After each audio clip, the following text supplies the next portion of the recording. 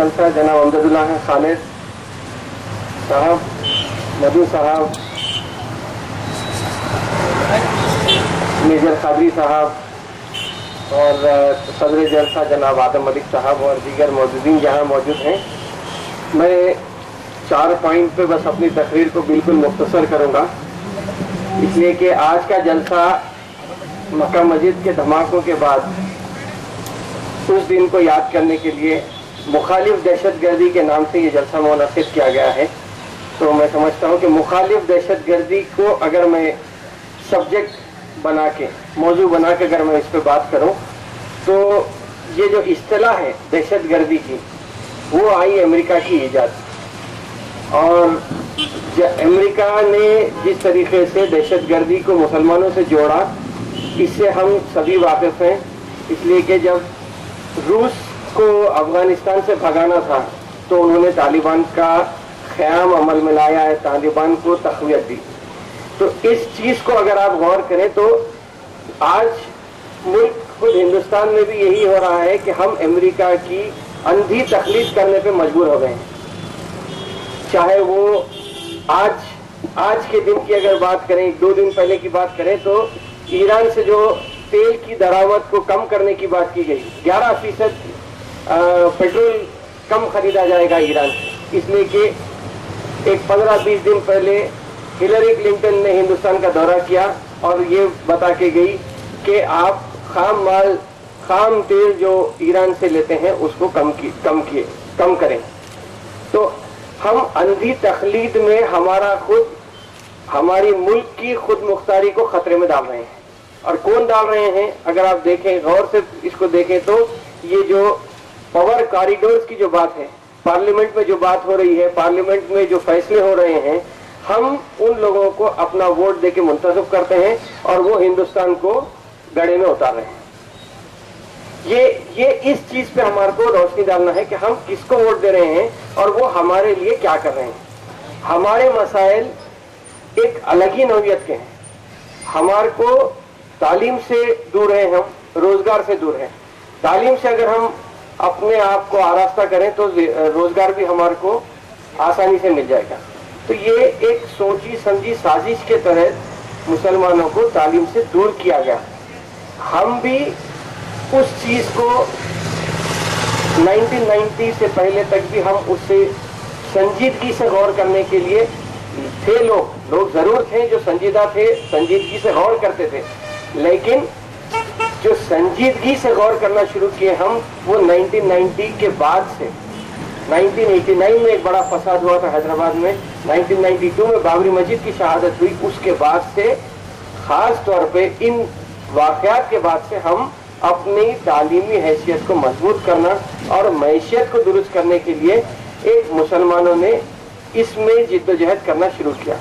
इस चीज़ को हम महसूस करके सियासत की तरफ से भी लिटरेसी प्रोग्राम जो शुरू किए गए वो 1992 से ही शुरू किए गए थे, और उसके बाद हम रोजगार से मुसलमानों की मैशियत को दुरुस्त करने के काम किए हैं, ताकि हम अगर तालीम से और रोजगार से, या हमारी तालीमी काबिलियत बढ़ जाती है और रोजगार की या मैशियत हमारी बढ़ जाती है, तो हम दूसरे 10 चीज़ों को आसानी से कर सकते हैं।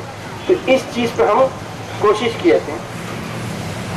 और जैसा कि मेरे पेशरो मुकर्रिरीन ने कहा कि मुसलमानों को किस तरीके से दहशतगर्दी के केसेस में मुलविस किया गया है, आप सभी लोग सुन चुके हैं। मैं इससे कुछ हटकर और एक पॉइंट जो मेरे जहन में आया था वो उस पर मैं आपको रोशनी डालूंगा कि बीजेपी या एनडीए की जब गवर्नमेंट थी, एनडीए ने एक बहुत ही बड़ा एडवर्टाइजिंग कैंपेन शुरू किया था कि इंडिया शाइनिंग, दरख्शां हिंदुस्तान या रोशन हिंदुस्तान, इस इस्तिलाह को वो लेके मगरिबी ममालिक में, अरब ममालिक में हिंदुस्तान की जो नौजवान आबादी है, इसलिए कि हिंदुस्तान की 100 करोड़ आबादी में 65% आबादी 18 से 40 साल के बीच की है। तो ये जो आबादी है, जो जोश वलवला जो नौजवान में रहता है, वो बूढ़े हजरात में नहीं रहता। अगर आप यूरोप में जाएंगे तो आपको 70 साल 80 साल औसत उम्र है वहां पे लोगों की। यहाँ पे जो आबादी का तनासुब 65% जो हिस्सा है वो नौजवानों का है। तो बीजेपी ये चाह रही थी कि हम हिंदुस्तान को ये प्रोजेक्ट करेंगे दुनिया के सामने कि सबसे ज्यादा नौजवान अगर कोई है तो हिंदुस्तान में है, और यहाँ पे लेबर फोर्स, वर्क फोर्स बहुत ही आसानी से आपको मिल सकता है। इस चीज को इस मौजू को पेश नजर रख के उन्होंने हिंदुस्तान को दरख्शा हिंदुस्तान या रोशन हिंदुस्तान बोल के पेश किया था। लेकिन दहशतगर्दी की जो बात है, अब यहाँ आप गौर कीजिए कि 65% तो आबादी आप बोल दिए कि 18 से 40 साल के दरमियान की है, लेकिन उसकी जो मेजॉरिटी आबादी है, मेजर पोर्शन जो है, अगर 100 करोड़ की आबादी भी अगर हम लेके मान के चलते हैं तो उसका 65 करोड़ आबादी आप बोलते हैं कि नौजवान है या 18 साल से 40 साल के बीच में है। उसमें 65 करोड़ में करीब 20 से 25 करोड़ मुसलमान। ये सबसे बड़ी ताकत हिंदुस्तान की है, और इसी से यही डर है। सिर्फ अगर आप हैदराबाद को ही देखें तो हर साल हैदराबाद में 20,000 प्रोफेशनल ग्रेजुएट्स मुसलमान पढ़ लिख के बाहर निकल रहे हैं। और आप देखिए, उनको अगर हिंदुस्तान में मौका नहीं मिलता है नौकरी करने का, तो उनके लिए बहुत सारे आगे मौके दीगर ममालिक में मौके मिल सकते हैं। कॉल सेंटरों की अगर बात करें आप, तो ये ब्लेसिंग इन डिसगाइज की तरह है। जब से कॉल सेंटर आए हैं वो ये नहीं देख रहे कि हिंदुस्तान हिंदू है या मुसलमान है, सिख है, ईसाई है। सिर्फ अगर आदमी प्रेजेंटेबल है, अच्छी अंग्रेजी बात कर सकता है, तो उसकी तालीमी काबिलियत को भी बालाए ताक रख के वो नौकरी दे रहे हैं। और नौकरी 8,000 से 2 लाख तक भी नौकरी की जो तनख्वाह है वो मुकर्रर की गई है। इसमें करीब 14-15 हजार मुसलमानों को नौकरी मिल गई। तो हर शोबे में अब मुसलमान आगे आ रहा है। तो इस चीज, ये एक रोशन पहलू है मुसलमानों का। ऐसा ही अगर तनासुब बढ़ते रहेगा तो कल वो दिन दूर नहीं जब हम हर कदम में, चाहे वो सियासत का हो, चाहे सेक्रेटेरिएट में हो, चाहे गवर्नमेंट की कोई और मुलाजमत में हो, वहां पर भी एक अच्छा तनासुब मुसलमानों का दिखने लगेगा। इससे दूर रखने के लिए ये साजिश रची जा रही है कि जहां भी हो मुसलमान को दहशतगर्दी से जोड़ दिया जाए।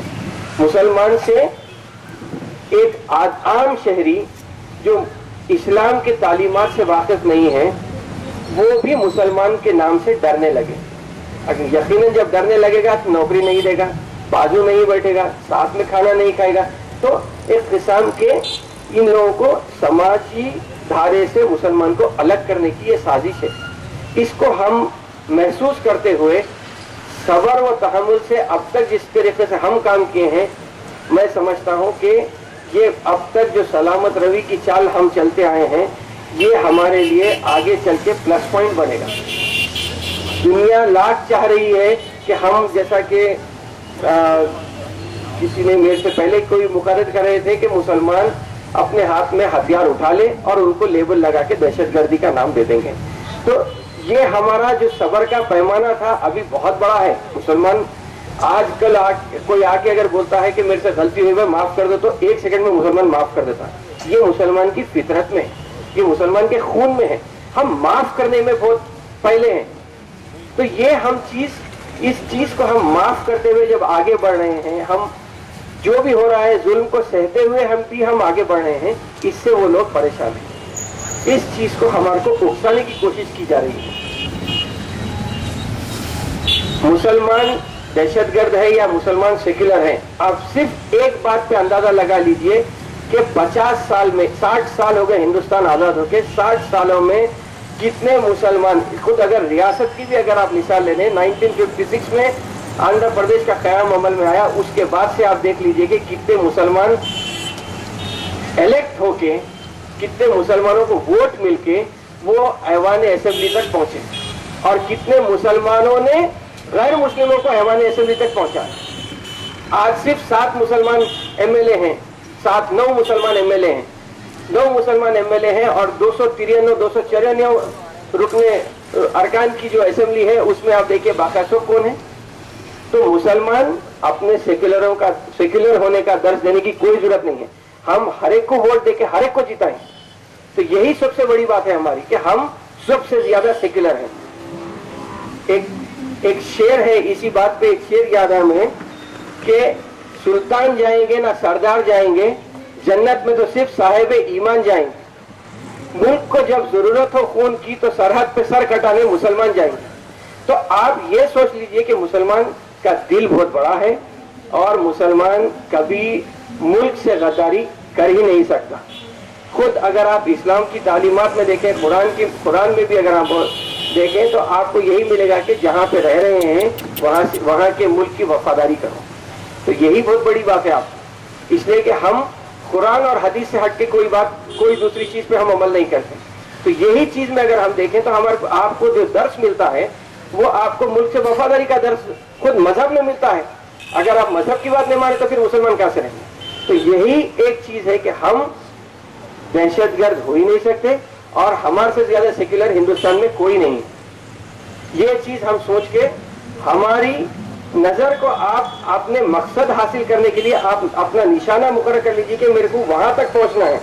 आपके कामयाबी आपके कदम चूमते हुए आपको आगे बढ़ाएगी। शुक्रिया बहुत बहुत।